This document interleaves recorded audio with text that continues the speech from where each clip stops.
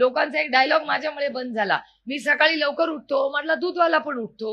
It's a fact. किती वाजता दादा तुम्ही किती वाजता उठता? कोण 4ला उठतं?